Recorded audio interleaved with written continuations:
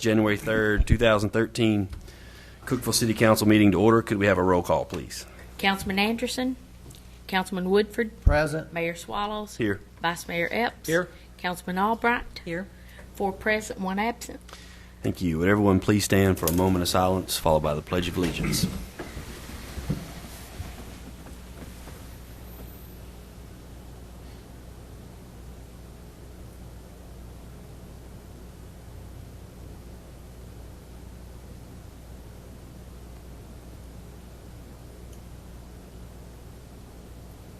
Thank you.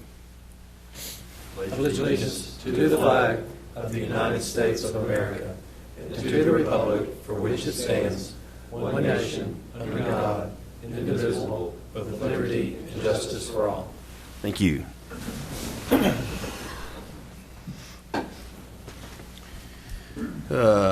Item 1, consider approval of agenda as presented. Motion for approval. So moved. We have no changes, by the way. Oh, sorry. Thank you. Sorry. Could we have a motion for approval? So moved. Second. All right. All vote. 4 yes votes, motion carries. Consider approval of minutes of council meeting held on December 20th, 2012. So moved. Second. All vote. 4 yes votes, motion carries. All right.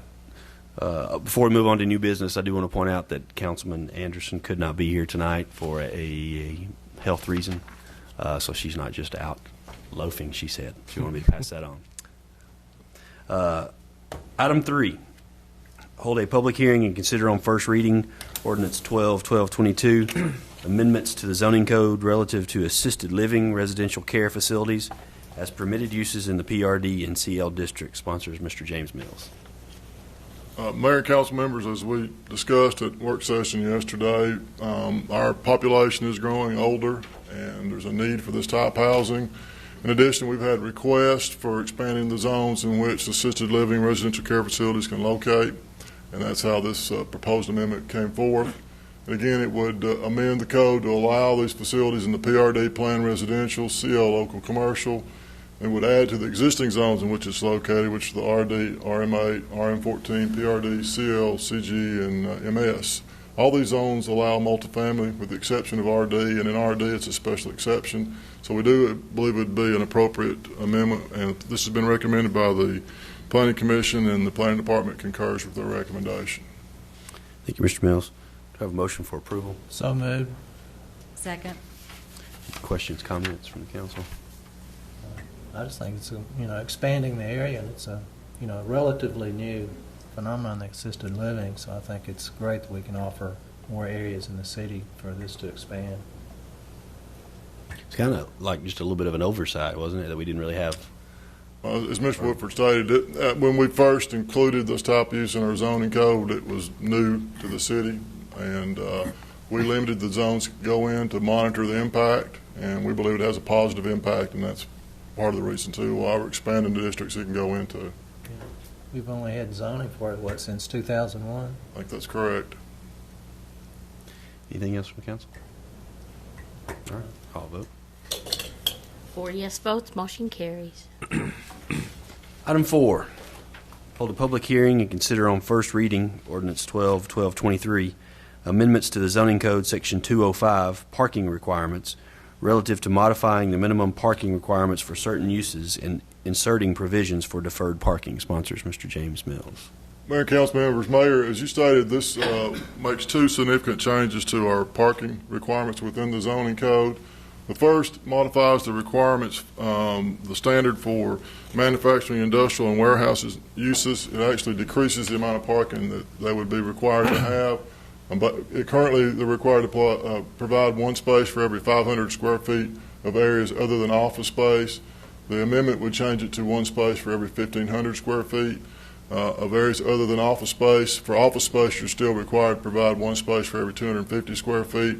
But it's been our experience that our current requirement is excessive due to the change in the nature of manufacturing and industrial uses, and as a result, we've had some developments and some that have been reused where we have an excess of parking, and we believe this amendment would help to address that.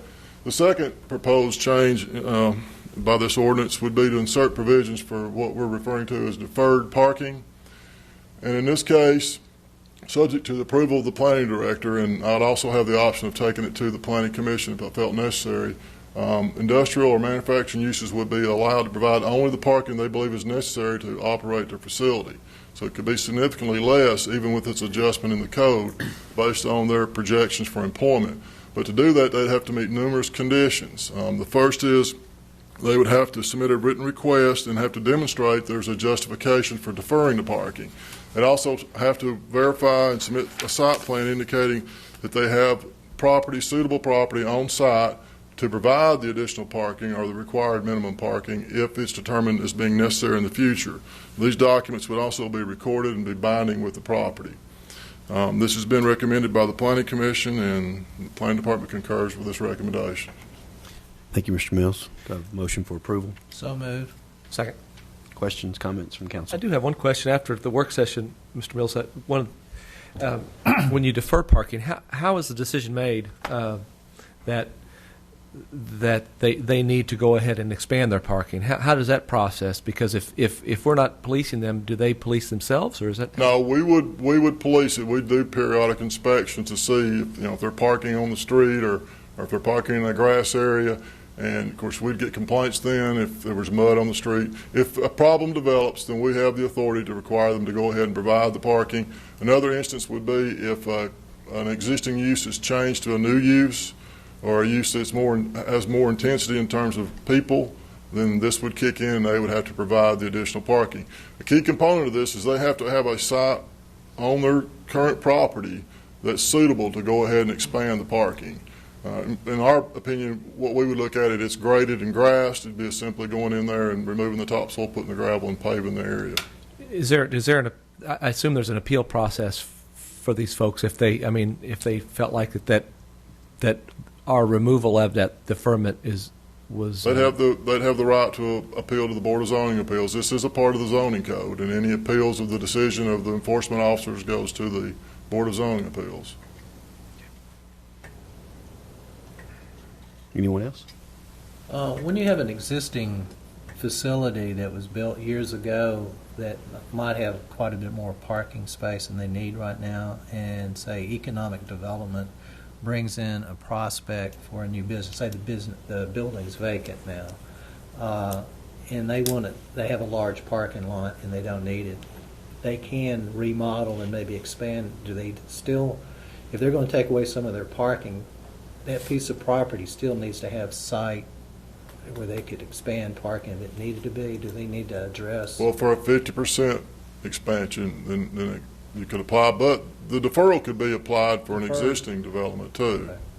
without the addition. But when you do, there's certain percentages in the code, expansions, then additional requirements in the code kick in. It's typically 25%. For example, that's when additional landscaping requirements kick in. It just depends on the amount of the expansion before additional.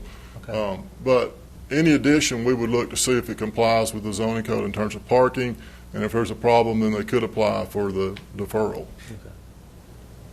Mr. Mayor, I have one more question. Thank you, James, for your patience with me. And will this go through if this policing demonstrates this? Will this go through just strictly your decision-making process, or will this go through the Planning Commission? Well, it's going to depend. If it's something simple that I think, it's going to be some discretion on my part, the way this is. If it's, well, I'm looking at it, if it's a significant waiver, then I'm going to request that the Planning Commission review it. But if it's 2 or 3 parking spots that we're looking at, then I hate to put a developer through, the public hearing process, the meeting process for something like that. But there's no specific limit in this. There is some discretion in this, and I believe whether it's me or whoever the planning director would have the ability to do that. I think it's more of a common sense consideration.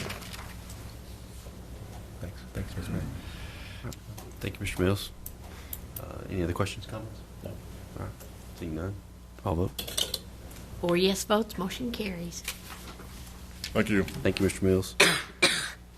Item 5, consider on first reading ordinance 130101, amending Title 14, Chapter 5 of the Cookeville Municipal Code pertaining to erosion and sediment control regulations. Sponsors, Mr. Greg Brown. Mayor and Council, recently the City of Cookeville Stormwater Program was made a qualified local program by the Tennessee Department of Environment Conservation, which means if a developer or anyone that disturbs more than an acre of ground in the city, instead of going and get a construction permit from the state, they'll be getting it from us now. So instead of having to get a grading permit from us and one from the state, they'll just have one place to go. So in order to do that, we had to make some of our erosion and sediment control regulations consistent with the state. So this is what this ordinance does, brings it in compliance with their regulations. We still have some of the same exceptions that we had before as far as single-family residents. They do not have to get a permit, and agricultural minor disturbances like a garden or anything like that. The fees have changed somewhat. Since we're having to look at the same things that the state would have to look at, which is a lot more than we've been looking at, we've using the same fee structure as the state does, except for anything less than an acre is just a $50 fee. The rest of it is the same structure they had. We're not basing it on construction cost anymore. We also had to change the penalty portion of this to match our stormwater code section, which makes now it's a civil penalty if we find in violation of this and we decide to go that far if we can't work it out, which that could be anywhere from $50 a day to up to $5,000 a day. And if you have any questions, I'd be glad to ask them, but I request your approval. Thank you, Mr. Brown. Do we have a motion for approval? So moved. Second. Questions, comments from council? Mr. Mayor, I just have question for clarification. You said the fine would be the civil penalty was $50 a day, which I'm familiar with. We have that. That's our standard. But you said $5,000 a day. There's what do you have to do in Tennessee? Yeah, the TDEC has required us to put that in there. I think we're going to the last stormwater program in the state that has not already changed that on the erosion control. We already have it in place on the stormwater section of the code, but it's a civil penalty. The legislature put it in there several years ago in the TCA that just for stormwater programs that they allow it to be a civil penalty, and they specify what the fines can be on that. But it's specifically just for stormwater programs. It's not for anything else. That's just that's the biggest fine I've heard. We've never fined anyone since we've had the program in place. Okay. We always were able to work it out, which is what we want to do. That's the last resort thing to do. Go ahead, Ms. Mayor. Something that you had said in work session yesterday was that you would not have to hire anyone else to perform these duties, that you could use the manpower that you have now, correct? That's correct. Good. One of the main advantages, I think, is for a developer, usually it takes maybe sometimes close to a month to get the permit back from the state. I think we can turn all of them around within a week. So it should speed things up for a developer or anybody else that needs a permit. Well, didn't you bring it to our attention that we are one of only 5 cities in the state, and we're definitely the smallest city in the state? That's correct. The other ones were Bristol, Knoxville, Knox County, and Washington County were the other 4. But there's just 5 in the state that TDEC is kind of a pilot program to see how it works out. All right. So this is basically, we're doing exactly what TDEC does. We're just doing it at the local level. That's correct. Right. Okay. Quicker, too. Mm-hmm. More efficient, I should say. Just gets rid of some redundancy. I mean, it's refreshing that the government's known for having lots of redundancies and lots of paperwork. It's kind of refreshing to see it. We actually have something coming through our state government that's actually diminishing some of the paperwork and redundancies. So that's great. I'm all for this. It gives us some of the power to do it. Yeah, absolutely. Where it needs to be. Mm-hmm. Anything else? All right. I'll vote. 4 yes votes, motion carries. Thank you. Oh, and good job on this, Yes. Greg. Item 6, consider resolution R130101, amending the personnel policies and procedures manual pertaining to the use of city-owned vehicles. Sponsors Ms. Gail Fowler. Mayor and Council, this resolution will amend language in the Policies and Procedures Manual related to driving city-owned vehicles, commuting to and from work in a city-owned vehicle as a taxable non-cash fringe benefit per federal tax regulations. The current city policy is contrary to the federal tax regulations, and this change will bring us in line with the tax regulations. The manual will be amended as followed. Chapter 5, Section 13.04 shall be deleted and replaced by the use of a city-owned vehicle to commute to and from work is a taxable non-cash fringe benefit. The commuting use of a city-owned vehicle shall be included in the employee's gross income and federal taxes deducted from the employee's check each pay period unless the commute is in a vehicle that meets the specific requirements in the federal tax regulations as a qualified non-personal use vehicle. Personal use for commuting shall be valued based on the commuting valuation rule in the federal tax regulations. Chapter 5, Sections 130401 and 130402 shall be deleted in their entirety. I'll be happy to try and answer any questions, but would request your approval. Thank you, Ms. Fowler. Do I have a motion for approval? So moved. Second. Questions, comments from the council? No. As long as we're in compliance now. So. Basically a housekeeping issue. Yes, Just certainly. Mike doing his Saturday night reading. That's it. That's it exactly. Mr. Mayor, thank you. My concern was in our work session was that this is for our employees that we send home with on-call vehicles in case if there's some sort of a emergency or a service need that is during off hours. My concern was that we were going to be able to continue to do this service because of some, to use a sports term, some ticky-tack thing in the federal code, in the IRS code. So I received assurance from my administrators that will not happen. That we will not affect we will our continue to be service. able to provide on-call services for our citizens that they pay dearly for with their taxes. We absolutely will continue to provide that. Ticky tack. Say they pay dearly for it. How you spell that? You know. Anything else? You talk to a taxpayer. I don't like to. No, thank you. Thank you, Mr. Mayor. All right, I'll vote. 4 yes votes, motion carries. Thank you. Thank you, Ms. Fowler. Item 7. Set a date, February 7th, 2013, for a public hearing on ordinance 130102, amending the zoning code, establishing a new zoning district entitled RAO, Redevelopment Area Overlay. Sponsor is Ms. Kathy McLean. That's February the 7th, 2013 at 5:30 p.m. Thank you, Ms. McLean. Do I have a motion for approval? So moved. Second. Questions, comments? All right, I'll vote. 4 yes votes, motion carries. Item 8.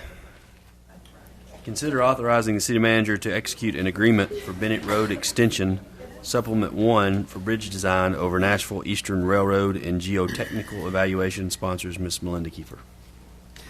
Mayor and Council, if you'll recall, when we went under contract and in agreement with the Weiser Company as our engineering firm for the Bennett Road extension, there were several items that were to be determined in separate contracts as we move forward through that process. Tonight I have the first two of those for you. The first one is with Florence and Hutchison. They will do the bridge design over the Nashville and Eastern Railroad. This will be an above grade bridge design. They will also perform economic analysis on which structure would be best. At this point, it looks like above grade is really cheaper than going at grade because of the way the lay of the land. The second part of this is with a company, TTL Incorporated. They're a geotechnical engineering firm. They will be doing the soil borings along the road corridor to determine the type of soils so that when we get ready to go in and build, we'll know what kind of foundation we have there. It includes a piece from Clinton Engineering, who will be going out and laying the markers in the center lines, if you will, on the road corridor so that TTL will know where to drill. They also, as part of that $5,500, will be doing some additional survey work for us that will reflect our consideration for moving the northern alignment of the Bennett Road extension further east, where it'll have 80 feet on one property and 80 feet on another. And that's something that we're trying to accommodate per property owners as we work through that as well. And then the last part of that is Weiser Company, who is our engineering firm for the project management and coordination. The total of this supplement is $179,900, and request your approval. Thank you, Ms. Kiefer. Do I have a motion for approval? So moved. Second. Questions, comments from council? It's just the beginning. Anything else? All right, I'll vote. 4 yes votes, motion carries. Thank you. Thank you, Ms. Kiefer. All right, Ronnie. You can come on up. Item 9, consider reappointments to the Sewer Regulations Appeals Board. Sponsors are Mr. Ronnie Kelly. Mayor and council, we have 2 members on our Sewer Regulation Appeals Board. Terms have expired and need council to reappoint or appoint 2 members. The Sewer Regulation Appeals Board was established by ordinance number 88-126 in 1988. The board is made up of 5 members appointed to 3-year terms who shall not serve more than 2 full 3-year terms without a 1-year break.